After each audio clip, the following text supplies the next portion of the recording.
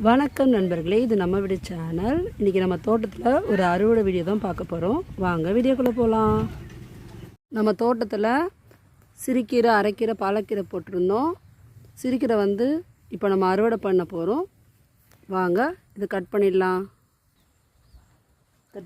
இப்போ நம்ம சிறுகீரையை கொஞ்சம் கொஞ்சமாக கட் பண்ணி எடுத்துக்கலாம். பாருங்கள், பூச்சியே கிடையாது, நல்லா ஃப்ரெஷ்ஷாக இருக்குது நமக்கு கீரை. இன்றைக்கி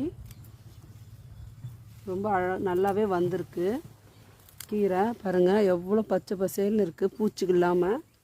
நமக்கு இதில் மருந்தே கிடையாது, முழுக்க முழுக்க நமக்கு இயற்கை உரத்துலேயே இந்த கீரை விளைஞ்சிருக்கு.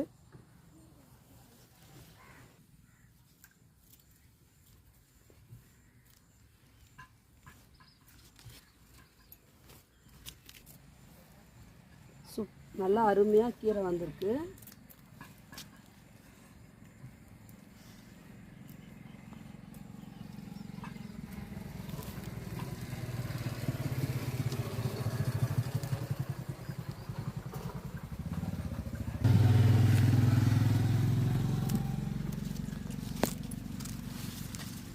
நமக்கு பாருங்கள் எவ்வளோ கீரை கிடச்சிருக்கு.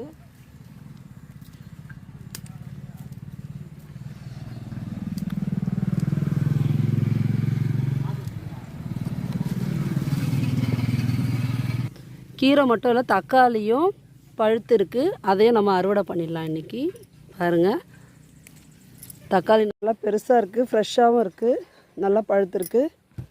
இங்கே கொஞ்சம் தக்காளி பழுத்துருக்கு. இங்கே பாருங்கள், இது நல்லா பெருசாக இருக்குது, நமக்கு குண்டு குண்டாக அப்படியே ஆப்பிள் மாதிரி இருக்குது. பாருங்களேன், ஊட்டி ஆப்பிள் மாதிரி எவ்வளோ அழகாக வந்திருக்கு பாருங்கள்.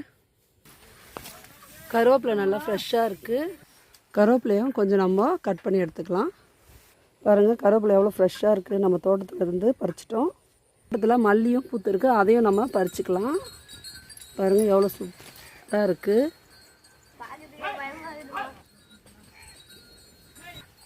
ஒன்று ஒன்றா பறிச்சிடலாம். மல்லி ரொம்ப வாசனையாக இருக்குது.